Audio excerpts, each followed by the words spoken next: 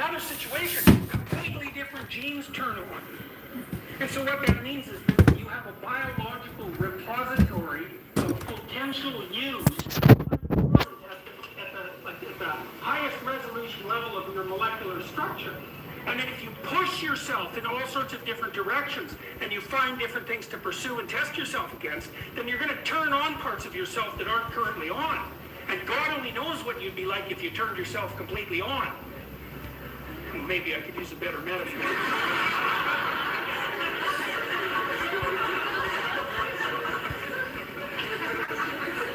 You know, if there's a initiation archetype, which I kind of just described to you, which is, you can do this to yourself. I'll tell you how. And this is a good way to live. It beats the alternative anyway, so, which is like the definition of a good way to live. So imagine you're trying to pursue something. So you got a goal. That's a good thing. You got to have a goal. And you don't want to hold on to that too tightly because you might be wrong. So you got to be willing to let that go and have a different goal. But you need a goal. And then, you know, while you're pursuing the goal, you're going to find out that there's some obstacles in your path, obviously.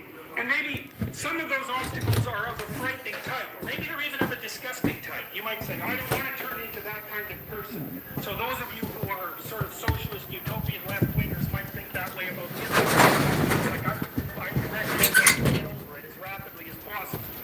I'm perfect, my mum said.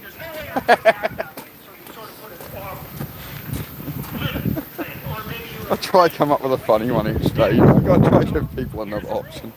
Hang on, guys. Just gonna set you up here. The quality's probably a bit crap and I'm moving outside, so just hang on. Just hang on. And get this going. And you find that you're afraid about something and so you're avoiding it. The first thing you should think is, aha! Look! I'm afraid of something and I'm avoiding it. Oh, I don't hit the wrong button now. I've got to wait to make sure I don't hit the power button, clamping it in. I'll turn the bloody stream off. Yo, Sean, British Empire. I thought you were Shaun of the Bread for a second with that picture. I hadn't read it yet. Hey, British, great to see you, man. So I'm going to start the workout in probably the next, like the next 2 or 3 minutes. So I'm just going to get this going first, and just get some socks on and stuff. Okay, so we're going to have a bit of. I'm basically going to do these push-ups. I'm sort of doing it at the moment. I want to have lessons on from podcasts and stuff to help people learn, right? Rather than just you know, do push-ups and talk. So we'll see how we get on with it. I think there's some good stuff people can learn. It's all the stuff that helped me, so I kind of want to pass that forward. So there's a lot more to you than meets the eye, but it won't be released unless it has start to. the workout in about 5 minutes, so you don't guys. even figure out what it is until you put yourself in peril. Now, part of that you might think, like, imagine that you're an introvert, you're socially awkward, you're highly neurotic, so you feel a lot of anxiety and depression. You don't like going to parties, and that's because the horrible tyrant lives at parties and always glaring at you and judging you and telling you how useless and insufficient you are. And so you go there, you don't even look at people because you know that if you did look at them, you'd just see the face of the judgmental tyrant, which, by the way, you wouldn't if you actually looked at them, but you won't because you avoid.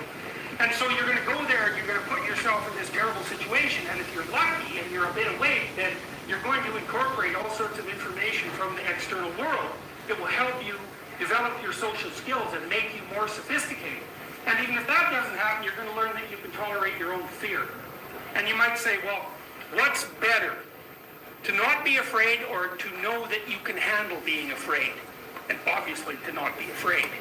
But give that up, because that ain't happening. So the next best thing and the realistic thing is to know that you're the master of your own fear. And so a lot of what we're going to talk about in relationship to classical theories of personality is exactly that. It's not that the world isn't terrible. It's that the world is terrible. But you're a lot stronger than you think.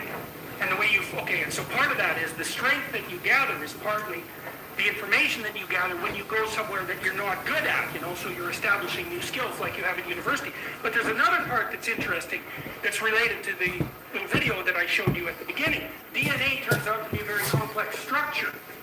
And so if I put you in situation A, then DNA codes certain kinds of proteins that help make up the way that your mind is and the way it works. But if I take you and I put you in another situation, completely different genes turn on. And so what that means is that you have a biological repository of potential use lying at the highest resolution level of your molecular structure. And then if you push yourself in all sorts of different directions and you find different things to pursue and test yourself against, then you're going to turn on parts of yourself that aren't currently on. And God only knows what you'd be like if you turned yourself completely on. And maybe I could use a better metaphor.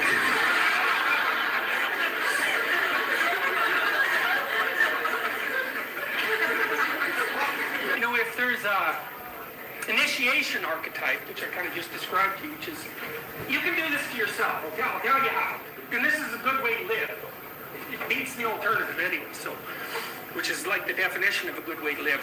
So imagine you're trying to pursue something. So you got a goal. That's a good thing. You got to have a goal. And you don't want to hold on to that too tightly because you might be wrong. So you got to be willing to let that go and have a different goal, but you need a goal.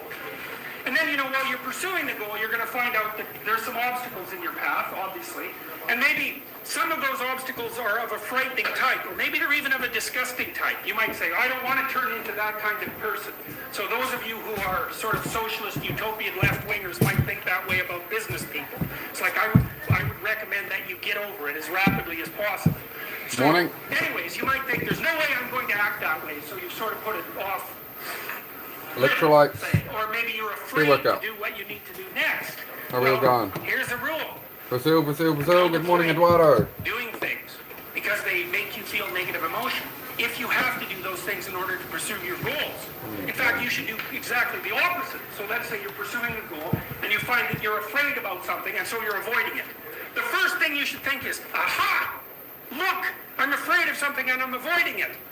Dragon, treasure, exactly there. And that's exactly right. It's precisely right. If you're afraid of the thing, then what that means is that you're not developed enough to handle it. And you need to be. So you should think about that as a discovery, like a positive discovery. You found out where you have a weakness. Hey, Ben, good to see you, man. And you're now able to address it. Micaiah, So, thank you for if you're coming an by. introvert and you think it's Friday night, I could go to this party, but, you know, I really don't want to. Then you think, oh, that means I should go. And that's exactly right, because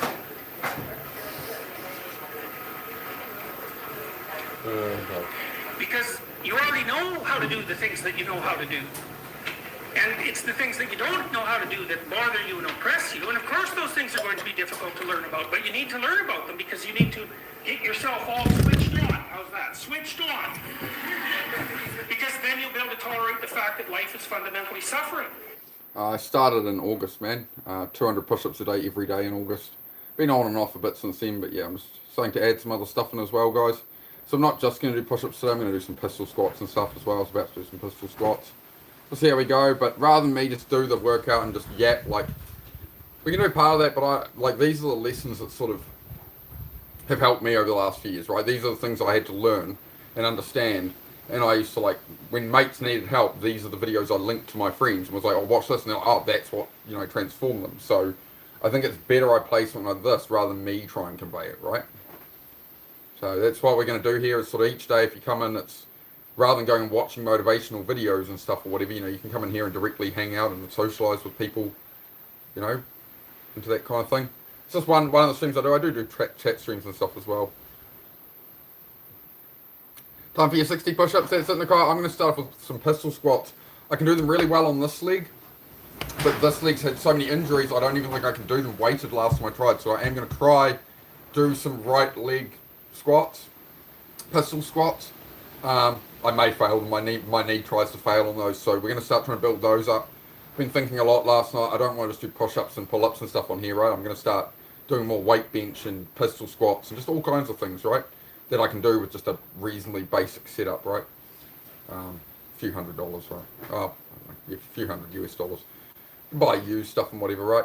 But it's all about the mind. It's all about mental health, ADHD, and all that, guys. As always, that's what I usually talk about. So we'll go back to this.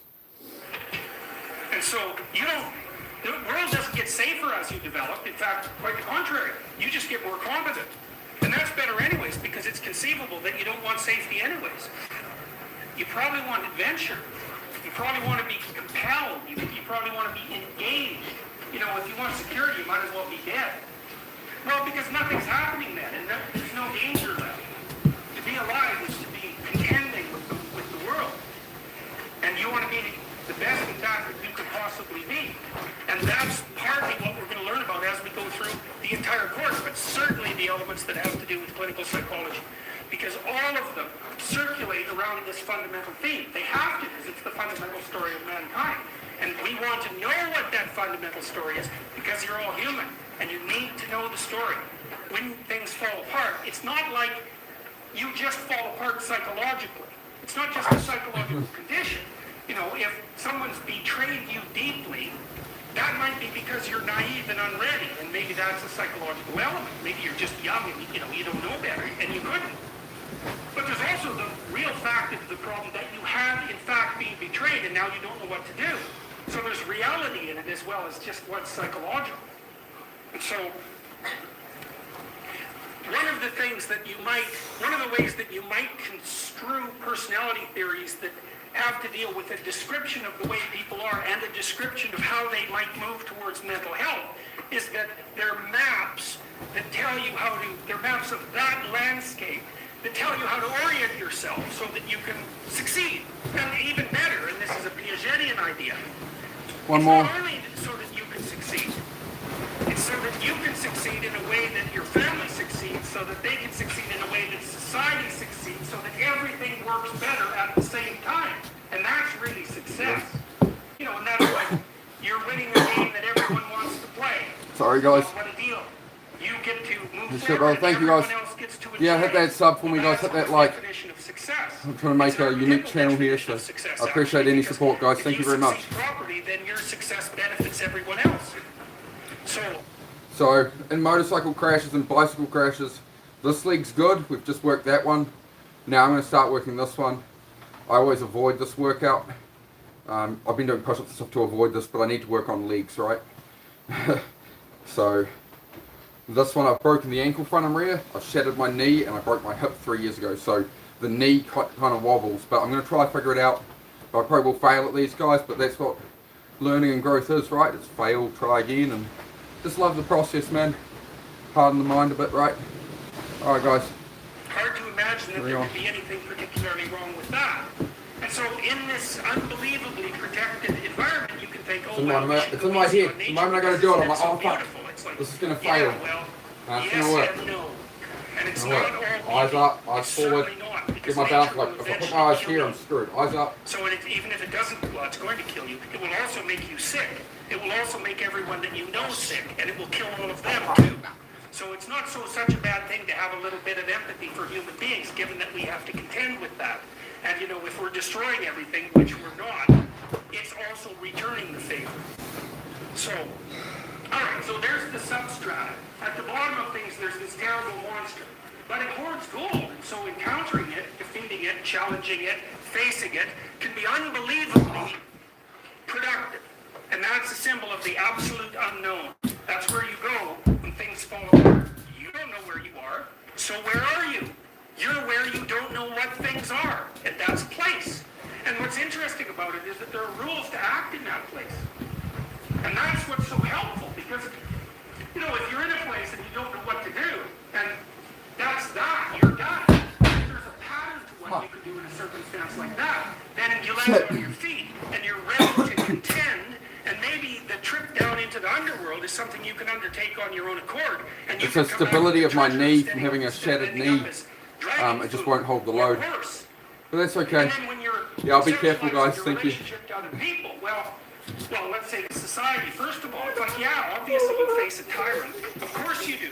But that isn't all you face, and you need to be grateful for what you've been given by your culture. And you actually have to understand what that culture is, because it's you. And if you don't rescue that part of you and the culture, then everything gets dead and I stale. can get one and on this tyrannical, bad leg. and everything goes a immediately win. to hell. And that's Come not on, a man. good thing. And then with regards to nature, well, you obviously have to appreciate the positive element of nature. You have to enter into a Come on. relationship with it. But you don't bloody Ah, want to forget that bastard. like, things are out to get you. And, you know, you have to be intelligent and ready and awake so that you can prevail. Please make sure you get in a set of race car drivers, exactly. What happened, Mr. Drifter? You know, but a toot, chugga, a big red car. Travel near, travel far. I'm charming, thanks, mate. I do my best. I do my best. I almost got, I thought I had it on that one. I tried. I keep going. A bigger weight kind of helps to counterbalance. So I'm just learning these pistol squats, weighted pistol squats. So close, yeah, exactly. I'll try to get it, guys. And stuff. And you have to be grateful for what you've been offered by other people and by the tremendous efforts of all of human culture across all of the that put you in a position where you're so unbelievably privileged and have so many opportunities that you're... I'm sorry, I'm quite new to YouTube, but I'm like just letting out the full ADHD at this point. So you just got to live with it. We always face nature. And Yeah, it's work out, and always hit that we sub. always face our culture. It's always on our side. And we always have ourselves and those things that are arrayed against us, internally, externally. And that's I don't have it in that league yet, that's eh? the existential Honestly. world. It's the world of drama. And the things that are Try with the 5 kilo again. as a means of communicating, use those categories to provide you with information. Because what you're trying to figure out is if that's Thanks, the mate. landscape I'm wonderful. that I'll makes take up it, thank your you. being, so that's a phenomenological idea. How Sure. is it that you weave I've your way never through it? successfully done a pistol squat with this leg, ever. This leg is so injured. I've broken so much in it. This person who's But I almost a got friend it, of so mine we'll try it again with the when I was in 11 junior high in pound. high school, and Just as he a was kind of counterbalance. crazy. And See if I can get it. he It's was just tall. He was about 6'7". my knee and through he my was pretty knee's thin. very weak. And we used to go out to the bar now. Like and here, this one is- many of this the one's bars that fine. we were in, lived in this little town. There were bullies, No, and good. these were guys, and I worked in the bars. Judge and Pop. I used to watch these guys, and they basically, there was a handful of them in town, pretty psychopathic types, and they'd go to the bar, and all they do is sit there and wait for someone to come in who they could beat up. Yes, They knew who it was thank as you, soon as darling. they walked in. That's actually why they were at the bar. I'm trying to pistol squat this other leg. I can't get it, eh? Confident and, It was a bit easier with the 10 kilo. intimidated by Ah, this sort of thing, and the then honey they ginger would be lovely. Thank tell you. them to come outside Thank you, for a darling. fight, and if they didn't, well, then they, of course, make fun of them, and if they did, well, generally they beat them up.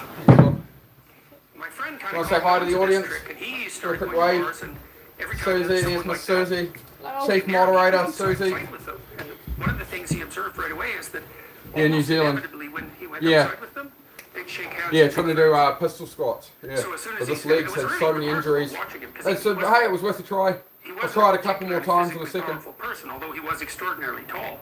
But he had started to play this game, and he did it for a long time. And Oh. I don't remember him ever actually having to fight. He just stared them down fundamentally. I think I read So it 10. it was a very interesting thing to watch, but it was an indication to me of exactly how shallow this kind of bravado bullying actually is. But people don't find that out because they won't stand up, and it's not surprising. But Son of a bitch. anyways, they load up.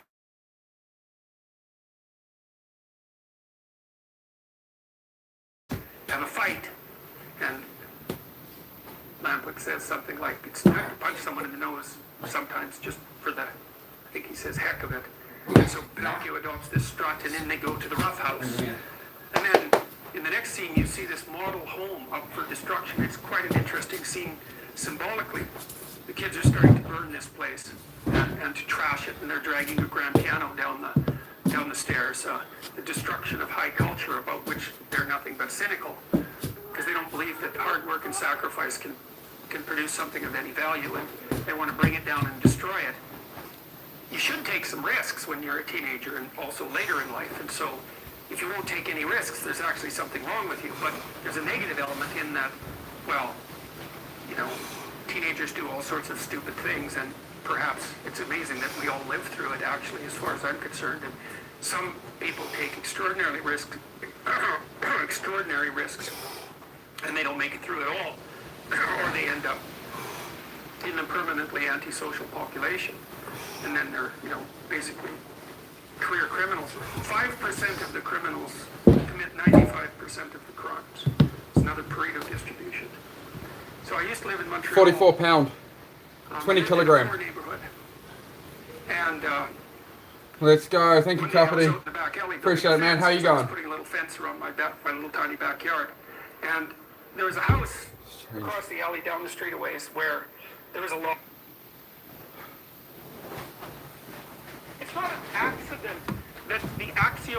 not an accident that the axiomatic Western individual is someone who was unfairly nailed to a cross and tortured. It's like, yes, right, exactly.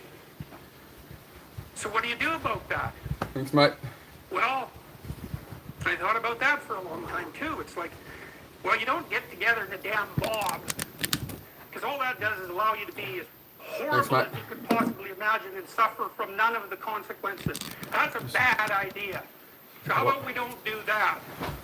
Well, there's a deep idea in the West too. It's like, pick up your damn suffering and bear it. And try to be a good person so you don't make it worse. Well, that's the truth. You know, I read a lot about the terrible things that people have done to each other. You just cannot even imagine it. It's so awful. So you don't want to be someone like that. Now, do you have a reason to be? Yes. You have lots of reasons to be. God, there's reasons to be resentful about your existence. Everyone you know is going to die. You know, you too. The camera. There's going to be a fair bit of pain along the way, and lots of it's going to be unfair. It's like, yeah, no wonder you're resentful. It's like, act it out and see what happens. You make everything you're complaining about infinitely worse. There's this idea that hell is a bottomless pit, and that's because no matter how bad it is, some stupid son of a bitch like you could figure out a way to make it a lot worse. I'd do it. So you think, well, More what new do you mods. do about that? I know, wait, Well, you you keep seeing more accept new it. mods because you're the one who That's asked to be what life mod. is like. It's I told you it suffering. won't happen if you That's ask. what the You still religious insist people every have time. always said, life is Stop suffering. punching yourself in the Yeah. face, bro. Well, who wants to admit that? Well, just think about it. Well, so what do you do in the face of that suffering? Try to reduce it. Start with yourself. What good are you? Get yourself together, for Christ's sake, so that when your father dies, you're not whining away in a corner and you can help plan the funeral. And you can stand up solidly so that people can rely on you. That's better. Don't be a damn victim. Of course you're a victim. Jesus, obviously. Put yourself together. And then maybe if you put yourself together, you know how to do that. You know what's wrong with you, if you'll admit it. You know there's a few things you could, like, polish up a little bit, that you might even be able to manage in your insufficient present condition. And so you might shine yourself up a little bit, and then your eyes will be a little more open, then you can shine yourself up a little bit more, and then maybe you could bring your family together instead of having them be the hateful, spiteful, neurotic, infighting batch that you're, like, doomed to spend Christmas with. It's not. He's diving into the text of religion. He's not. He doesn't mean it that way. I suppose it's a perception thing, right? So then you fix yourself up a little bit, kind of humbly, because, you know, He's more sort of saying that people are cursing God, right? People are going, why me, God? He's not against that, right? But this is life. Suffering is a key. You know, you can't have good in life without the suffering, right? Like when we go through hard things, it's opportunity. It's a time and a way to solve a problem. Is what he means by it, right? It's a way to solve a problem, and it's about mental reframing. It's about perspective, all right? Yeah, I'm just about to hit those first 10 push-ups, guys. your insufficient present condition. And so you might shine yourself up a little bit, and then your eyes will be a little more open, then you can shine yourself up a little bit more, and then maybe you could bring your family together instead of having them be the hateful, spiteful, neurotic, infighting batch that you're, like, doomed to spend Christmas with. So then you fix yourself up a little bit, kind of humbly, because, you know, God, you're a fixer-upper if there ever was one. And then you got to figure out, well, can you figure out how to make peace with your idiot brother? And probably not, because he's just as dumb as you. So how the hell are you going to manage that? And so then maybe you get somewhere that way, and your family's sort of functioning, and you find out, well, that kind of relieved a little bit of suffering, although it reduced the opportunities for spiteful revenge, and that's kind of a pain in the neck. Yeah, thank you for the compliment on me being skinny, Jacob. I appreciate it, man. I'm glad you're not coming in here going obese. So you're either too fat, you're too skinny, right? Okay, man. Cool, bro. Cool story, bro. I'm sorry that being skinny is apparently an insult now. Skinny, yeah, I'm skinny. Okay. So I'm not overweight. Is that what you're telling me? Okay, bro. Good one. Yeah, you do need to clean your damn room, exactly. So It works. Get your family together a little The bit. stupid, simple You're not shit works. clued in, man. It's at least a bit because you've done Every something time. difficult that's actually difficult. You're a little wiser, so then maybe you could put a tentative finger out beyond the family and try to change some little thing without wrecking it. It's like our society is complex, and we teach our students that they could just fix it. It's like, go fix a military helicopter and see how far you get with that. It's like, what are you going to do? You're like a chimp with a wrench. Whack! Oh, look, it's better. It's like, no, it's not better. Things are complicated, and to fix things is really hard. And you have to be like a golden tool to fix things, and you're not. So, and that's the other message of the West. It's like, how do you overcome the suffering of life? I'm not saying it's only the message of the West.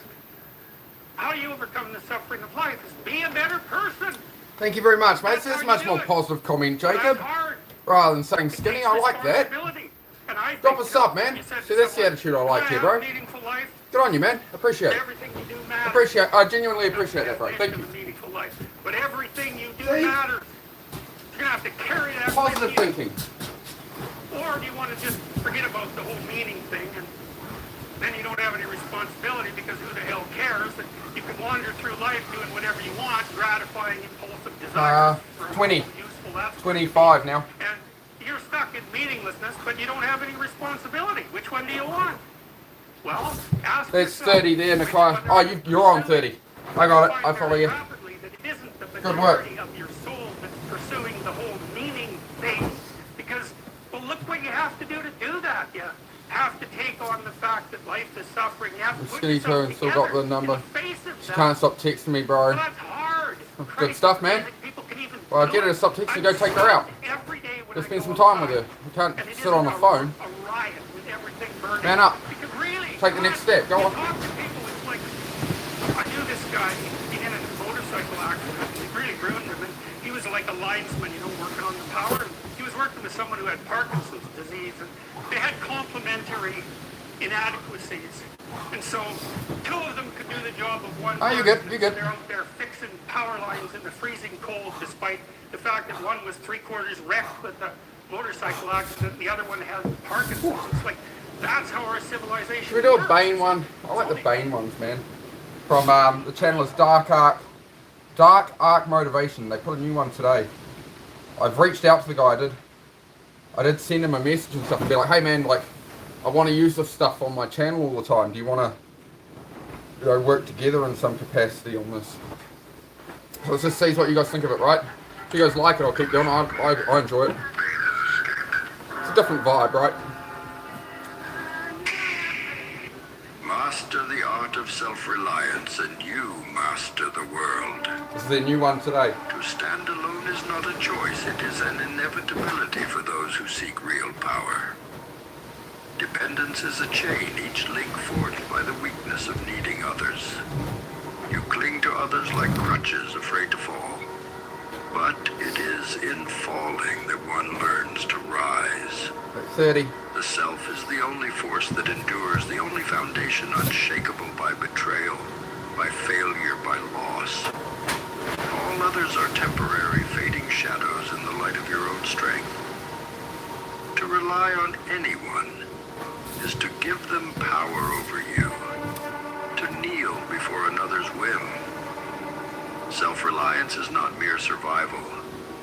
It is the mastery of your own fate, the understanding that no one will come to save you. The world will watch you burn, and We'll do offer no Khabib hand next. to pull you from the fire. For sure. But 3 in years, that dog a fire, star. you will be forged Fight into was something there. unbreakable. Those 40. who look to others for strength will always be at the mercy of someone else's weakness. But the one who relies only on self-reliance is not a shield, it is a weapon, sharp and unyielding. There is power in the isolation of the self. When you cast off the need for others, you begin to see the world for what it is, a battlefield where only the strongest endure. The weak huddle together, clinging to false bonds of loyalty and friendship. But those bonds are nothing but shackles. To rely on others is to invite betrayal. To to offer the knife that will one day be turned against you. Self-reliance removes that risk, for when you depend on no one can hurt you. Strength is not given. It is earned, and it is earned in solitude, in the hardening of the spirit when there is no one left to call upon. Self-reliance is the art of becoming your own master, your own savior, your own weapon. The world may crumble around you, but when you have mastered the art of self-reliance, it is you who will remain standing.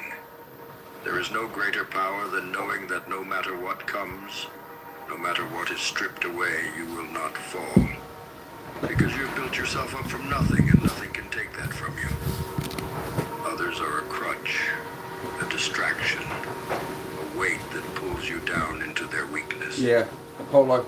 To rely on the self is to become weightless, free to move with precision, with purpose, with absolute control. There is no hesitation in the one who trusts only their own strength, for hesitation is born of doubt, and doubt stems from reliance. When the self is all there is, you know exactly what you're capable of.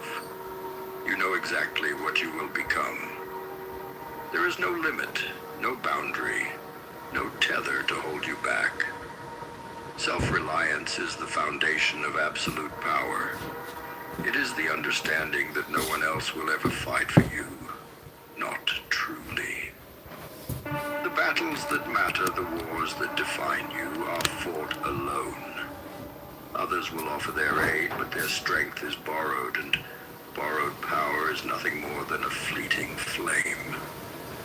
To rely on yourself is to wield an inferno, a fire that cannot be extinguished by the failure of another. In the end, all that matters is the strength of the self, the will that refuses to break, the mind that does not bend. When you master self-reliance, you master fear. For fear is born from the unknown, from the risk of losing something you cannot control. But when you are all you rely on, there is no unknown. There is only the certainty of your own strength, the confidence that whatever comes, you will face it alone and emerge victorious. To walk this path is not easy, but it is the only path that leads to true power. The path of self-reliance is the path. Yeah, stop at the 100, unbreakable, Nakia. Let's the try to do that untouchable. again tomorrow. Don't overdo It is yourself. the path of those who will not be betrayed, who will not be abandoned, who will not fall. The world will bow not because it fears you, but because it cannot break you. In the silence of your own strength, you will find clarity, you will find power. Awesome, and you Nakai, will great find work. freedom. Yeah, I'd rest it there, mate. You started by doing 60 yesterday. No one I can tried to stand 100 a in couple, your way a few because days in a row. Make sure you can do it every day. Is the one who cannot Oh, be what's up, defeated. Marshall? Good to see you, man. To walk alone is not a weakness, it is the ultimate strength. And when the world falls away, when all else crumbles, you will stand above it not as a mere man, but as something more. Something unyielding. Something unstoppable. The best bet is always to bet on yourself. Others gamble with borrowed strength, placing their fate in hands that are too weak to hold it. They seek safety in numbers, reassurance in alliances, but all they find are chains that bind them to uncertainty. To bet on anyone but yourself is to court failure, to stake your future on the frailty of those who fear the very darkness you thrive in. The world is filled with those who seek validation from others, who rely on the promises of the unproven. But the only promise that matters is the one made in the silence of the mind. Oh. The promise that your strength will never falter. Every risk taken on others is a gamble that drags you closer to ruin. Those who place their hopes in another's Hey, hands Trace, good are to see you, blind bro. to the dangers Good to see you, man. lurking in weakness. Betrayal comes not from malice alone. It comes from the failure of those who were never strong enough to carry the weight of your ambition. When the stakes are high, when everything you've built is on the line, there is only one bet that is guaranteed to pay, the bet on yourself. For in that bet there are no variables, no uncontrollable forces, no unreliable allies. There is only your will, sharpened by solitude and hard. No idea, too much. Fought within. Too much. Others may offer promises of loyalty, of strength, of support. Too much. Promises are brittle things, shattered by fear, by hesitation.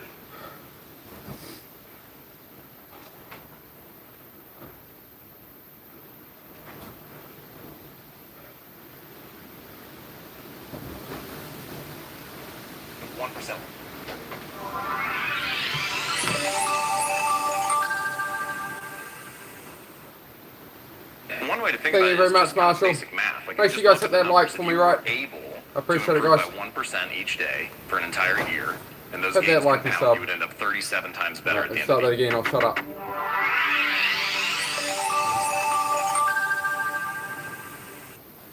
Go through the pain, brother.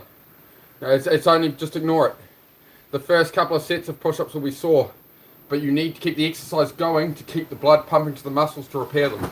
So what you're doing is you're tearing everything open, and then if you're laying there sore and not doing anything, you're not moving, you're not pumping any blood, so you can't send blood in to repair it and then take that blood out.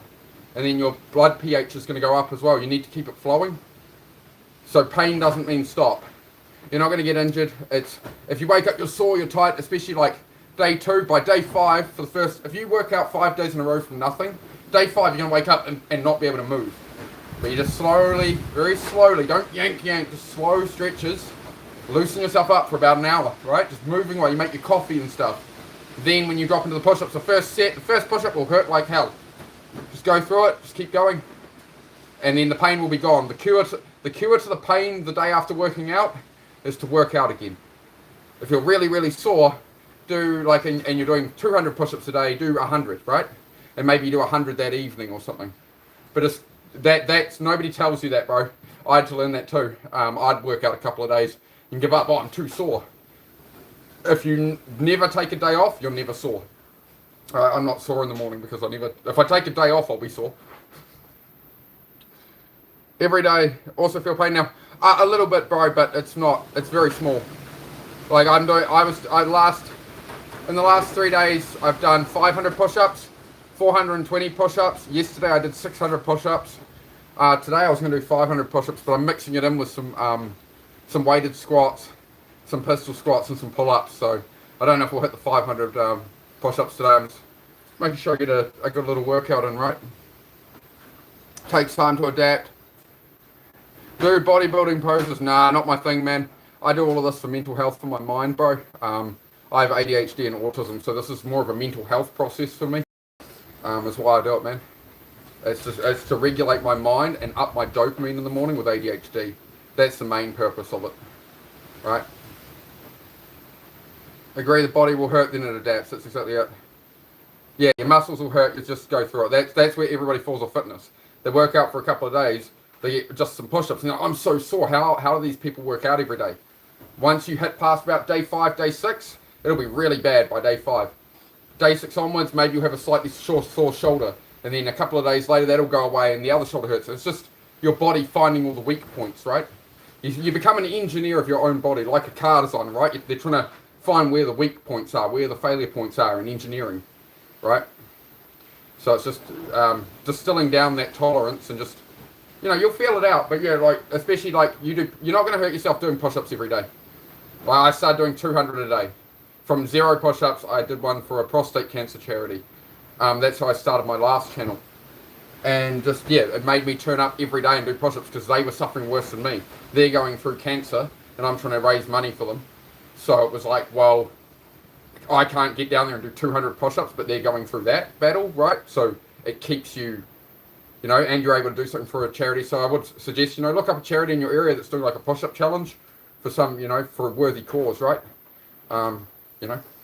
Start your own channel as well. Would keeps you accountable, keeps you showing up for everybody, right? I mean, like, having this channel helps me work out. And that's like the whole idea is I want you guys to get better, right? It's not about working out. It's not meant to be just a fitness channel. It's it's building the mind, hardening the mind, right? I'm going to do some more push-ups. I'll play this. I'm going to play this next clip we got here from. It's Atomic Habits by James Clear. And it's about building habits and systems in your life and getting like 1% better every day. So these are the kind of little things I talk about that you guys can work on. And it's like just little things like doing your dishes or preparing your clothes ready to go out in the morning, whatever. It's all the little habits in life that they're going to take you 5 minutes of work at home to implement, but it's going to make your life easier, right? So it's not these big things, right? Life comes from all these little improvements. And just chip away at a few of those a day and everything, flows better, right? So we'll just play this. One way to think about it is just kind of basic math. Like, you just look at the numbers. If you Playing in normal speed. Doesn't seem like normal speed just then. One way to think about it is just kind of basic math. Like, if you just look at the numbers, if you were able to improve by 1% each day for an entire year, and those gains compound, you would end up 37 times better at the end of the year. And if you were to get 1% worse... Listen to that shit. One way to think about it is just kind of basic math. Like, if you just look at the numbers, if you were able to improve by 1% each day for an entire year, and those gains compound, you would end up 37 times better at the end of the year. And if you were to get 1% worse, you would whittle yourself almost all the way down to zero. What's interesting here is that everybody wants a transformation, right? Everybody wants a radical improvement, want rapid success, but we fail to realize that small habits and little choices are transforming us every day already. For the rest of this talk, there are 4 stages of habit formation. I'm going to take you through each of those 4. So the 4 stages are noticing, wanting, doing, and liking. Noticing, wanting, doing, and liking. One of my favorite things about noticing, one of my favorite strategies for discussing it, is called implementation intentions. Many people think that they lack motivation when what they really lack is clarity. They think that they need to get more motivated, that they need willpower in order to execute on a habit. If I just felt like writing, if I just felt like meditating, if I felt like working out, then I would do it. But in fact, they don't have a plan for it, and so they wake up each day thinking, I wonder if I'll feel motivated to write today. I wonder if I'll feel motivated to work out today. But instead, you can take the decision-making out of it by explicitly stating when, where, and how you will implement the habit. It sounds easy to say, let's just start a plan, let's write down exactly what you should do, and then maybe you'll follow through on it. But of course, we all know that there are challenges that arise. It's not quite that easy. So here's a little strategy that I like to use to make sure you can come up with a better plan of action, and it's called a failure pre-mortem. So the way that it works is you think about the habit, the project, the goal, whatever the most important thing is that you want to work on, and I want you to imagine, fast forward 6 months from now, and you failed. And then tell the story of why you failed. What happened? What challenges did you encounter? What was it that took you off course? Once you have all that stuff laid out on the table in front of you, you can start to make better choices about how to develop a plan. You can start to have if-then plans. So not only do I want to exercise for 20 minutes on Monday at 5 p.m., but also if I do not exercise because I have to take my kid to practice or whatever, then Tuesday morning at 7 a.m. I will go in, right? You can have ways to adjust for these challenges. Stage 2, wanting. One of the most overlooked drivers of habits and human behavior is our physical environment. And this is an interesting insight about our desires. Your environment often influences them. We want things simply because they are an option, right? Simply because they are in front of us at the time. Thankfully, you don't have to be the victim of your environment. You can also be the architect of it. You can decide to design something to make your good behaviors easier and your bad behaviors harder. So, when it comes to habits, if you want to practice your guitar more frequently, put it right in the middle of your living room so you run across all the time. If you want to read more, when you make your bed in the morning, take the book you want to read, put it on top of the pillow. When you come back that night, pick it up, read a few pages, go to sleep. Many of our desires are simply shaped because we have an environment that shapes us in that way. So the moral of the story is I've never seen someone stick to positive habits in a consistent fashion in a negative environment. Maybe you can overpower it once or twice. Maybe you can have the willpower to do the right thing on one day. But if you're constantly fighting against those forces, it's going to be very hard to follow through. Stage 3, doing. The important insight here, especially for habits, is that in the beginning, the most important thing is just to shut up and put your reps in. Just make sure that you hone the skill, right? And you can start to think of it, the way that I like to think of it is that any outcome that you wish to achieve is just a point along the spectrum of repetitions. So if you have few reps to more reps, and you can imagine an easy goal, moderate goal, a hard goal, the more reps that you put in, the more likely you are to achieve that goal. Now, what I like to say is you should optimize for the starting line, not the finish line. Right. So often when we think about habits, goals, routines, achievements, it's all about the milestone. We think about how much weight we want to lose, how much money we want to earn, how many subscribers we want to have. It's all fixed on the finish line. But instead, if you can optimize for the starting line and make it as easy as possible to get started and get your reps in, often the outcomes just come as a natural result. Okay, stage 4, liking. The only reason that we repeat behaviors is because we enjoy them, because we like the reward. If we don't enjoy the experience along the way, we're unlikely to stick with it. And that means that you need to figure out ways to bring a reward into the present moment, because good habits have a problem. And that problem is that for good habits, the immediate consequence is there. There's a cost that happens in the moment, but the reward is often delayed. So you need to figure out how to bring the reward into the present moment to stick to a good habit. And someone else who's going to be speaking here, Seth Godin, had a very nice little quote about this, which is the best way to change long-term behavior is with short-term feedback. And one way to think about that is that long-term behaviors, sticking with writing for years on end or going to the gym and so on, they have those delayed consequences, so you need a way to enjoy it in the moment. So here's what I think you should do. Get a wall calendar where you can see every day of the year mapped out on it. And then any day that you do your task of writing jokes for 15 minutes, I want you to just put an X on that day. And you'll have a couple false starts here and there, but at some point you're going to get a little bit of a change going, right? 6, 7, 8 days from now. And at that point, your only goal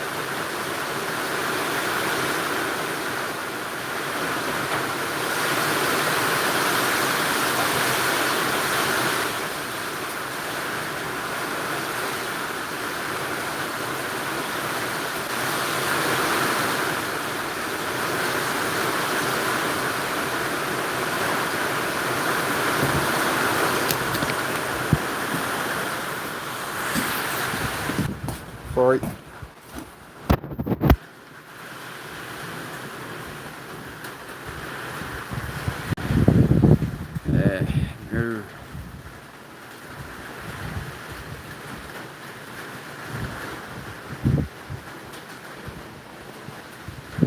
No. It's better. It's just a little burst, eh? Good. I'm going to make sure I don't click this power button. You put the power button too low on the S26. Every time you put it on the tripod, it clicks the damn phone off.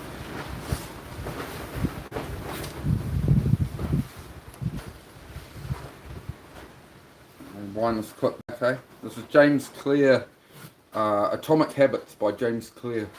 is often delayed. So you need to figure out how to bring the reward into the present moment to stick to a good habit. And someone else who's going to be speaking here, Seth Godin, had a very nice little quote about this, which is the best way to change long-term behavior is with short-term. James Clear, Atomic Habits. How to get 1% better every You need day. to figure out how to bring the reward into the present moment to stick to a good habit. And someone else who's going to be speaking here, Seth Godin, had a very nice little quote about this, which is the best way to change long-term behavior is with short-term feedback. And one way to think about that is that long-term behaviors, sticking with writing for years on end or going to the gym and so on, they have those delayed consequences. So you need a way to enjoy it in the moment. So here's what I think you should do. Get a wall calendar where you can see every day of the year mapped out on it. And then any day that you do your task of writing jokes for 15 minutes, I want you to just put an X on that day. And you'll have a couple false starts here and there, but at some point you're going to get a little bit of a chain going, right? You get 4, 5, 6, 7, 8 days in a row. And at that point, your only goal becomes to don't break the chain. Doesn't matter how good or how bad the jokes are, doesn't matter if it makes it into your material, just don't break the chain. What's interesting about this is that by measuring your progress, you get an immediate reward in the moment, right? The reward of like having a great stand-up routine 40 days from now or 40 weeks from now or whatever, is not, it's so delayed that you need something in the moment that makes you feel good. So if you do those 15 minutes, you can cross that off. That's a way to get an immediate hit, a little bit of a reward by tracking it. We often fear that in order to achieve something new, to become someone new, we have to abandon everything that we are. But in fact, that's not how it works. Change can happen plank by plank, board by board, habit by habit. And gradually, you can become someone new. With consistency and repetition, you can actually change not only your results, but actually your identity. Is because the more evidence that we have for a belief, the more likely we are to believe it. So if you go to church every Sunday for 20 years, you believe that you are religious. If you study Spanish every Thursday night for 20 minutes, you believe that you are studious. The actions that you take provide evidence for who you are. And it's not that habits matter more necessarily on an individual basis. Each moment in life matters, but what ends up happening is that over the broad span of time, things that you do once or twice fade away, and things that you do time after time, day after day, week after week, accumulate the bulk of the evidence for what you believe about yourself. And so every action that you take is actually a vote for the type of person that you want to become. If you want to become someone new, then you can take a new action and begin to accumulate evidence for that identity, for that belief about yourself. And that the more votes that you cast, the more likely you are to win the election. You don't need to be unanimous. You don't have to be perfect all the time. You just need to have the body of work. So true change is actually not behavior change. It's not results change. It's not process change. It's identity change. The goal is not to read a book. It's to become a reader. The goal is not to write a book or write an article. It's to become a writer. The goal is not to run a marathon. It's to become a runner, to become a type of person, to develop an identity. And the way to being something or becoming someone is through doing something. So every time you sit down to write, every time you practice that habit, you are being a writer. Every time you play a sport, you're being an athlete. Every time you practice painting or music or whatever, you are being an artist. And habits are not only the method through which we achieve external measures of success, like losing weight or earning more money or meditating and reducing stress. They are also the path through which we achieve internal change and actually become someone new. They're the path through which we forge the identity that we have, the deepest beliefs we have about ourselves, our sense of self. And so if you can change your habits, you can change your life. Thank you.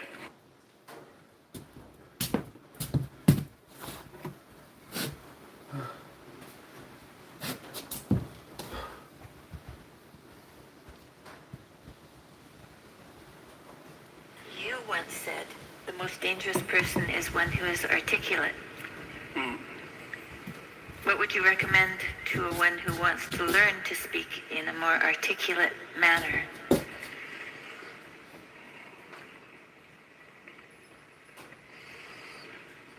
Well, articulate is an interesting word, because if your joints are articulated, and that means you can do things with them because they're articulated, right? They're not one solid, vague mass. They're differentiated. And someone who's graceful is articulated and compelling because they're articulated. And speech is a form of articulation in that manner because the act of speech itself is extremely complicated. It's a very complicated motor activity, right? It's a very complicated action to dance with your tongue, let's say. And it is definitely the case that there is no more exceptional form of the capacity to be dangerous than to be articulate. And one of the things that really shocks me, part of the reason that my son and I and our co-workers developed this essay app, is that young men in particular are never taught this. It's like, well, why be literate? Well, do you want to be competent and dangerous, or do you want to be vague and useless? Because those are your options, and I don't care what your job is. It doesn't matter what you end up doing. You know, if you're a plumber, great respect for plumbers, by the way, and you're articulate, you can negotiate with your clients, you can introduce your coworkers, you can make a case for your employees. Yeah, You got self. can advertise Sorry, your man, on my dad. services. That's why I'm here. You can think Fuck, through man. your problems. I'm sorry, bro. Firing on all cylinders. I'm sorry to hear that, brother. It's a really hard time, brother. Gotta go now, but I gave you if you need anything Celtic, please do call me, bro. It's not an inconvenience to me. Right? You've got me on Instagram. Just drop me a message and I'll make sure I can do a call, bro. I can get off here. I'll get off here right now. I don't give a fuck. If you need the help, bro. If you need to talk to somebody, bro, I'm 100% here for you, bro. So let me know. I got my other phone here, bro, so you can always message me on here and just let me know if you want me to get off here and call. I'll jump straight on, bro. I'll call you. I'm really sorry to hear that, bro. My deepest condolences, man. Hope you're doing okay. It'll be, yeah, I fuck, man. Give him a good farewell, bro. That's what you need to focus on right now, would be my thoughts. You know, make sure you you're there, help hold together the family, be there in the way you know you want to be there for them, bro. That's what you can do right now. You know, something good, right? You can send them off. You can there's time later, you know, to process all of this. But right now, bro, you know, you're a good focused worker, man. Like sitting still and like if you stop right now, it's gonna just consume you. I think like don't overdo yourself, don't work yourself like crazy, but just maybe put some, you know, try and put some playing into that. Talk to other family members. I don't know what's going on there, bro, but you know, just try give them a great send off, bro. You call me soon. All good, man. It's all good. Yeah, I'm 100%. I got you, bro. I got you, bro. But yeah, just give them a good send off, man. That's what's important, right? So sorry, brother. So sorry, brother. Kendrick, that depends how fat you are, bro. It's different for everyone, of course, right? Get a good low carb diet, look into ketogenic diets like carnivore diets, stuff like that. I can talk about that more later, but yeah, reduce carbohydrates, reduce sugar. Sorry, man, I just need a moment here to process that. I'm so sorry, Celtic. But yeah, just hold it together, bro. Give him a good send off, bro. Give him a good send off.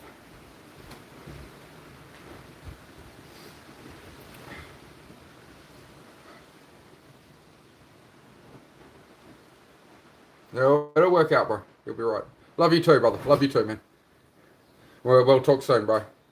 So just you know, try turn it in some. I know it's horrible situation. Try and turn it into some kind of positive of the service you give them, right? The way you see them out, make sure you get on with that, right? And don't stress over planning all. Just you know, work with who you can and stuff, and just focus on making that happen. Give them a good send off, man. Get ahead of the curve and that, right? But wish I could be there for you, man. I wish I could be there in person for that. I'm sorry to hear that, man. But you know, on the other side of the world here, man, I love you very much, mate, and you'll be alright. Yeah, it'll all work out, mate. It'll all work out. You're already you know, you've done very well with yourself in life. You've made your dad very proud of you and stuff, right? He must have been very proud of you, bro. So you know, I'm sure you'll spend the rest of his life continuing to make him proud and carry that family name, bro. Carry on that legacy, right? So hope that offers some kind of solace, man. But yeah, call me when you need to. I'll get off here shortly. We can have a call, bro. Alright guys, I'm going to do some more push-ups here, but I might need to stop soon. I'll probably need to go give Celtic a call here, at 130 push-ups. Done some squats holding a 44-pound weight. Done a whole heap of pull-ups and stuff as well. So we've had a good chat in that.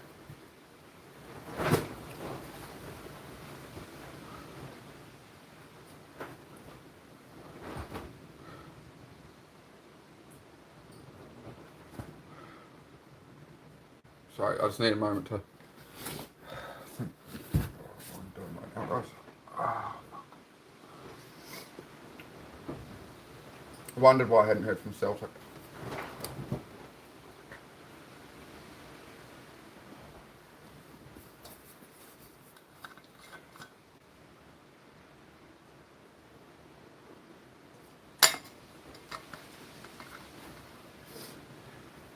Every day. Yeah, sweet ass Celtic. Oh yeah, I'll catch you soon, bro. Catch you soon. Yeah, every day, man. Trying to inspire people, help people with anything they're going through. Try just keep moving forward, man. Keep building the life. Some days it's just really fucking heavy. Yeah, I'm good. I just need a minute. I'm just human.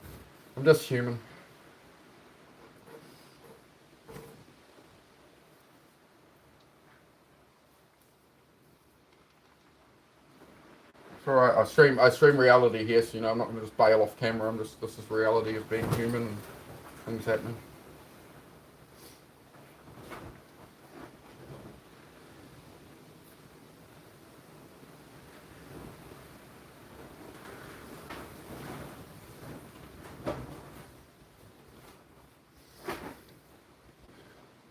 Thank you, Jane. Yep, I appreciate that, mate. I appreciate it. Sorry guys, I'm just gonna take a minute here. I need to think after all that's happening with all that stuff with Celtics. Celtics going through, guys. So I'm just gonna play the rest of this and just process for a bit. You know, our whole culture is based on the idea of the supremacy of the word. Our whole culture is based on the idea that it is the word itself that extracts habitable order from. What steps should someone take to start developing delayed gratification when they constantly give in to instant gratification? Well, okay, imagine, I know the answer to this to some real degree because I had graduate students in particular who I picked because they were very smart and often very creative, but sometimes they weren't very conscientious. So they had a hard time delaying gratification. And so, well, I would say, if you would like to discipline yourself, which is a very good idea, you need to pick a direction. Pick a direction you want to go first. Pick a goal you would like to attain. And a medium to long-term goal. You might imagine something you need and want, some attainment that would motivate, whose pursuit would motivate you. And you can ask yourself that. It's a good question to ask yourself in general, you know. It's a very good question to ask yourself is, if you could have what you needed and wanted, what would that be? And that's a meditative question. You don't want to force an answer out of yourself. You want to ask yourself that like you'd ask someone else. If I could have what I wanted, It is. what would that look like? And you can ask yourself that in a more differentiated way. If I could have the relationship that I needed and wanted, if I could have the friendships, if I could have the job or career, if I could have the educational pathway, if I could adopt civic responsibility in an optimized manner, if I could engage in some creative enterprise, if I took care of myself properly, if I regulated my susceptibility to temptations, what would that look like if it was optimized? And then that sets you up a goal that has some motivational force. This is worth doing. And then you might find, well, you don't do it anyways. And then I would say, well, that's because you're biting off more than you can chew. The next goal is to take your goal and to fragment it into micro goals until you find a micro goal that's small enough that it still presents some challenge that you will do. And so I've become, one of the things I'm known for, I suppose, is my advice to people to clean up their rooms. And the people who think I'm their enemy laugh about that rule because of its simplicity, let's say. But the only reason they think it's simple is because they've never tried it. It's actually extremely difficult. And it was very frequently the case that, well, it's very difficult to put your room, your office, your bedroom in order. I mean, you think about your bedroom, hypothetically, let's say you're married, you share that room with someone else. Is your bedroom in order? Really? And I don't just mean, is it neat? Maybe it's too neat. Maybe it's too orderly. Maybe it's too sterile. Maybe it's too bare. Maybe that characterizes your whole bloody relationship. Maybe, really?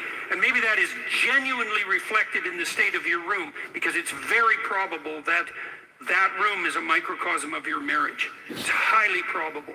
And so what that would mean is to organize that room would require the organization of your marital life, not least because if you want to put that room in order, you're going to have to negotiate with your wife about how that's going to be done. And while you're making that negotiation, even in relationship to the micro details, you're going to encounter almost everything that's wrong with your relationship. And so, you might ask yourself when you walk into your bedroom, I hate this bedroom. It's like, you should really think that through. And then you need to think through what you would need to do so that you love that room. Or even more complexly, so that you both loved it. Because that's a tough thing to attain, boy. Because you're going to have differences in taste. You're going to have differences in orderliness. There's all sorts of things that you're going to have to negotiate in order to make that room you both inhabit jointly desirable. Anyways, you set yourself a goal. ask yourself what goal you want to set, and then break the goal down into steps that are small enough so that even someone as pathetic as you could manage them. And that requires a tremendous humility. I know it was frequently the case, for example, with my clients, that I would do an analysis of their situation in life, and let's say, just for the sake of argument, that someone was 30, living at home, in the bedroom they grew up in high school, in a complete bloody state of disorder, both moral and practical. And one of the relatively simple steps that we might agree upon with regards to moving forward is, the person might think, well, I'm 30, I'm really immature, I haven't taken any responsibility for my life, my mother still makes my bed and cleans up after me. It's like, well, why don't you just start with that? Because you're not going to just fix your life. Why don't you just try to clean up your room like you're a mature 14-year-old instead of a dreadfully dismal 30-year-old. And so, first of all, it's really hard for someone, even if they're desperate, to admit that that's necessary, right? Because it's so bloody humiliating. I mean, really, I'm so damn useless that my basic goal is going to be to clean up my bedroom. It's like, well, looks like it. And actually, it's worse than that, because then you ask the person, you negotiate with the person, they say, well, I'll try to clean up my room. Then they come back the next week and they say, I had one client, this was so funny, he's going to vacuum his rug. That was his goal for the week.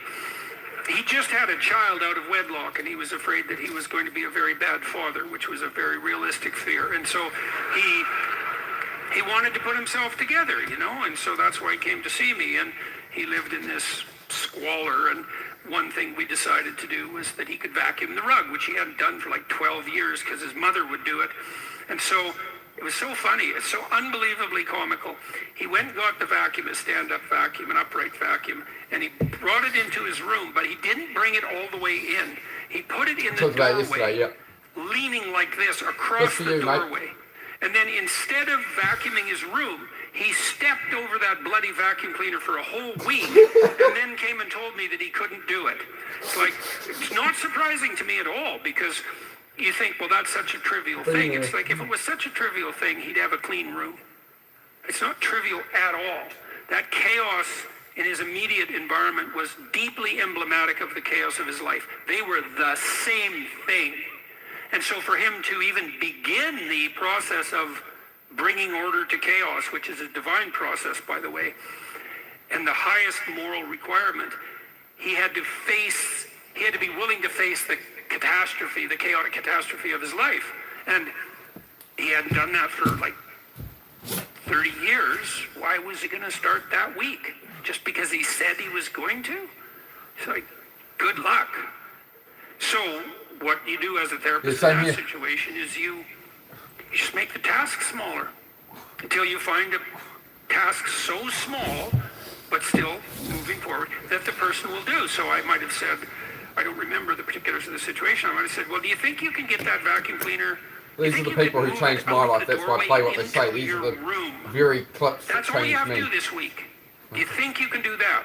And I'd say that and offer that without being contemptuous. Like, you have to be very careful about such things. And I know that this is more complicated than it looks. And I also know that the first step taken towards the domination of chaos and its transformation into order. One thing I find really good is if you're doing work around the house with dishes or something, like if you have headphones, put them on and listen to podcasts or listen to music. So, mix it up a bit so you don't get sick of podcasts, but stuff like that. But you can load stuff like this while you do chores and stuff, and you can, you're learning and you're not focused really on what you're doing, you focus more on learning. When you wash the car and shit, right, it's training the mind all the time, so. Is a cardinal and difficult step. And so you can make it small, and that's fine, it'll still work. So I might say, well, just move the vacuum cleaner inside your room. And then I would also say to someone in that situation, don't do more than that. If the agreement that you've made with me and with yourself is that that's enough, abide by the contract that you've written with yourself, and allow yourself to be grateful for the fact that you had the courage to take even a single step forward. And don't push your bloody luck, because maybe you'll have a brief fit and vacuum the whole rug, and then you'll be so annoyed at how you've destabilized your entire life that you'll redouble your attempts to make a mess, and the place will be more like hell than ever for 2 months. It's very probable that that sort of thing will occur if you break the contract you've set with yourself. The upside of this is, because you think, oh my God, that's so dismal, I have to start that low. It's like, yeah, probably, especially if it's a real difficult thing you're trying to sort out. You have to start as low as you are useless, and that's low.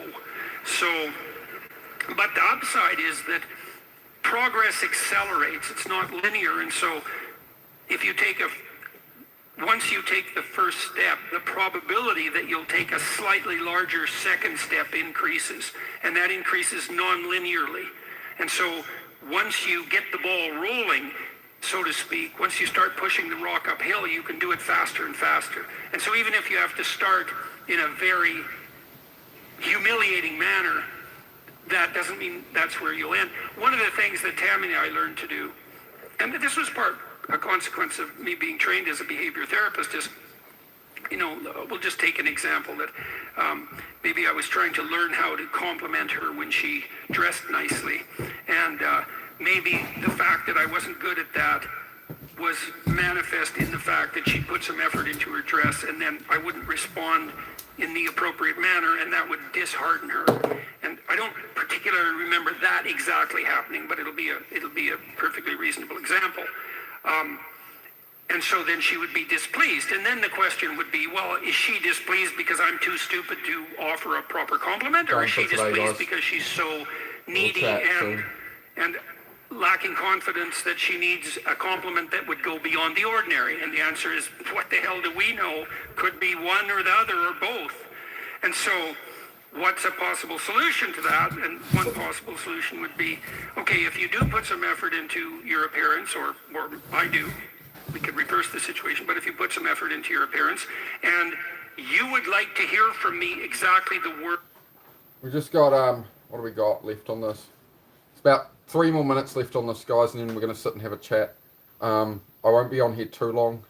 Celtic's father has passed away, so I need to give him a call. Alright, guys, as I always say to you guys in the chat, if you're really facing something, I am available, right? That's what I'm here for. I'm here to help people. So I've done a pretty decent workout. I've done 150 push-ups. I did a whole heap of pull-ups. I've done probably 20 or 30 squats with holding a 44-pound weight. But from here, I'm just going to round off this clip. We'll chat for a bit if any of you other guys need help in that and want to catch up and stuff. We'll shoot the shit for 10-15 minutes if you guys like. And we can talk about anything from this you want to maybe discuss. Then from there, I'm gonna head off and have some lunch, and then I'll give Celtic a call and make sure he's doing all right. Anyway, guys, we'll get back to this. That would reward you for doing that and provide you with the confidence to attempt it again in the future. What would those words be? You look good without a beard, dear. Thank you. You're welcome. Yeah. Very funny. Very funny. And then you can say, well, if you tell me those words, I will repeat them back to you. And then the person who needs the words might object, well, that's false, it's superficial, it's artificial, it's not spontaneous. And if you really loved me, I wouldn't have to tell you what to say. It's like, well, all of that's wrong. It's like, just because I love you doesn't mean I'm not stupid. And so, in fact, I love you might even be evidence that I am, in fact, stupid. So help me out here. I don't know what you want, and maybe you could just tell me, and then I'll tell you what you want, and I'll do it stupidly and badly. But I'll be slightly better at it the next time, and maybe if you let me practice 50 times stupidly and badly, I'll get reasonably good at it, and then that's something that we'll be both good at for the rest of our lives. And that's something worth knowing. If you imagine you're upset with your partner because they haven't delivered something to you, whatever it is that you want, and then there's two questions that arises, right? Are you just like immature and greedy and self-centered, or are they useless and incapable of delivering? And neither of you know, and you have to sort that out. And then you also, as the injured party, let's say, might regard it as a moral necessity on your part to indicate to your partner exactly what you want, is to tell them. Like, it looks to me like if you did this or said this, then that would satisfy me. And then you might say, well, is that reasonable? Do you feel that it would be reasonable for you to offer that? Would you be willing to offer that? Am I pushing you too far? Those are all things that have to be sorted out. And then you can practice that, and you can practice that with the resolution of every dispute that emerges. If you're willing to take to yourself the responsibility of communicating to your partner your conditions for satisfaction, it means you have to admit them to yourself too, which is also very difficult. And then you can help your partner take stupid incremental steps forward, in the direction that you'd like to see expand, and then you can get better at that. And that's unbelievably useful. You can get better at how you have dinner together or breakfast or lunch. Those things repeat every day, so they're very important. You can get better at how you greet each other when you come home. You can get better at the routine that you fall into, let's say, when you go to bed at night or when you wake up in the morning. All these things that repeat, because that's your life, the things that repeat. You can conceptualize how you might like them to be ordered if they were undertaken in an optimal manner, and you can start incrementally moving forward to that. And you can do that by communicating what you need and want, and by carefully rewarding your partner for taking the appropriate incremental steps forward. And so if you're trying to discipline yourself, you make a goal, you break it down into micro goals, and you implement the micro goals and reward yourself for doing so. And if you do that reliably and you make that a practice, that you'll become more disciplined across time, and you'll move towards the fulfillment of your goals. And that's practically how that's the practical guide for success on that front.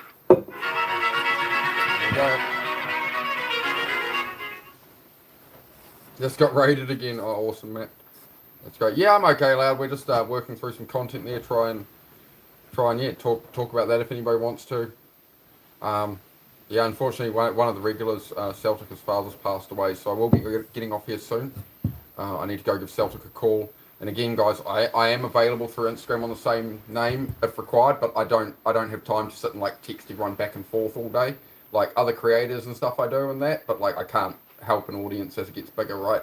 But if something like this happens, guys, you need somebody to talk to. I am available, right? So yeah, so I wonder why we hadn't heard from Celtic for a few days. Usually Celtic is always here. I sent him a message on Instagram asking how he was, so just check in and we'll have a chat. But yeah, does anybody else need anything? Don't be afraid to ask. I'm here for another 10-15 minutes, right? So we can talk about some stuff. Does anybody need anything? Nakia, what's going on? If you want to talk about it, we're all here to talk about it. We're all here to support each other, right? That's what we do here. That's what we do here. Some of it's a workout, as you know, but we're here to help with that stuff. It's a lot of it, Nakia, I used to react to just absolutely everything. Everything would upset me, right? One thing I always remember is, did you have a bad day, or did you have a bad 5 minutes that you let ruin your whole day, right? So somebody taught me this when I was 21. He said, if somebody pisses you off, and then you walk around all day pissed off because somebody said something to you or something, right? And somebody pisses you off and you really are, they're not even thinking about you anymore. They've gone about their day. They might not even realize what they said upset you so much, like a parent or something, right? The parents will do this, right? They'll say something that really upsets you, and then they'll kind of brush you off.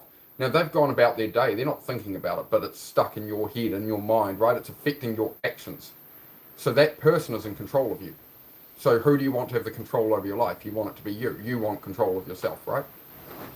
So that's where you take that upon yourself and go, okay, well, am I going to let this bad 5 minutes or bad sentence ruin my whole day? Or am I going to, no, right, go about the whole day, right?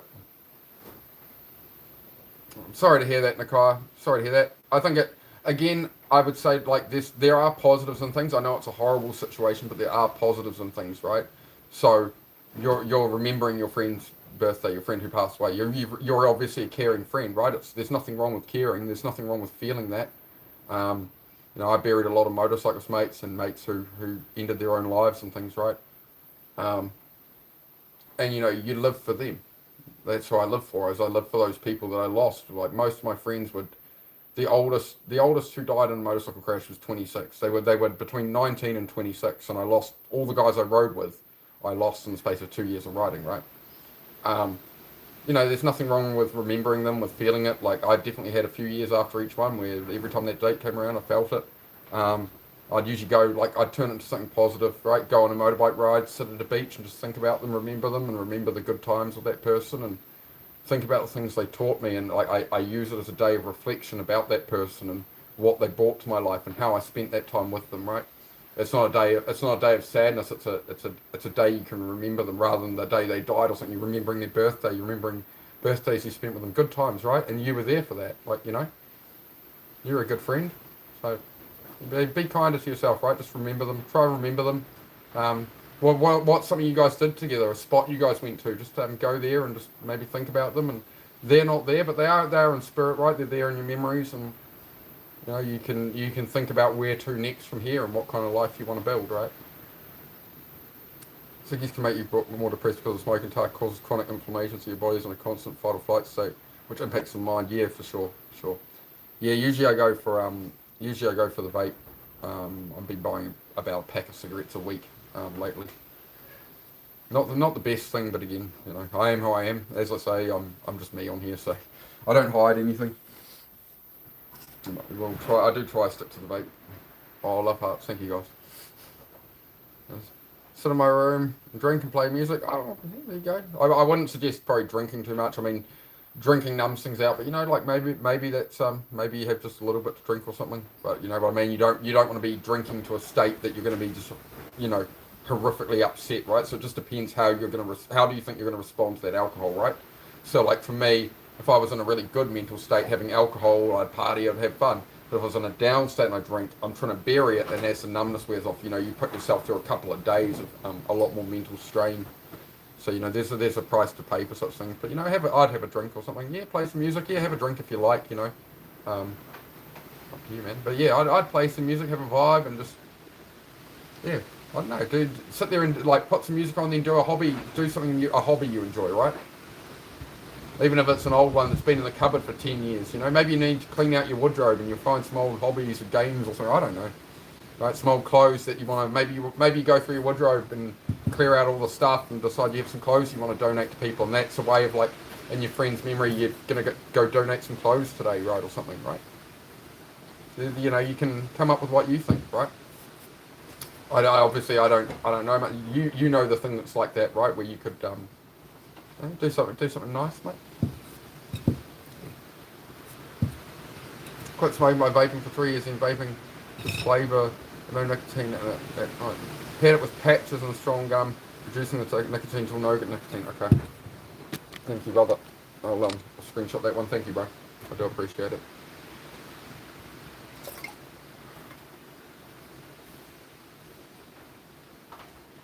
Alright, guys. Well, I'm going to wrap this up now and get off here and go have something to eat and just sort of do some thinking in that, and then I'm going to give Celtic a call, make sure he's doing okay. Obviously, he's not doing okay, right, with what's happened. So, yeah. Okay, Matthew. Well, right now I'm just wrapping up my stream because one of my members, his father's passed away. I need some support, bro. So my channel's about supporting people. You're just one of these. You just come in and talk bullshit. You're offering nothing to the world, bro. The existence of my channel is to be against people like you. Who offer nothing to the world but judgment, but bullshit. There's people going through real shit out here, man. Alright, guys. I'll try to stream later tonight. Or I'll make sure I make time for a chat stream at some point today. In the next few hours. But I do need to get some work done and stuff. But I'll see you guys soon. Matthew, you seem like somebody who should drop a sub, man. And maybe we can help guide you in life so you're not wasting your time doing things like this, bro. I'd like to have you around if you're going to have a positive mindset. You know, you want to make your life better, bro. Go check out the channel, read the description, check out my shorts and stuff. Sweet. All right, thank you very much for being here, guys. It's been a pleasure. Some bad news today, but that's, I'll go help Celtic. All right, thank you very much, guys. Thank you for all your support.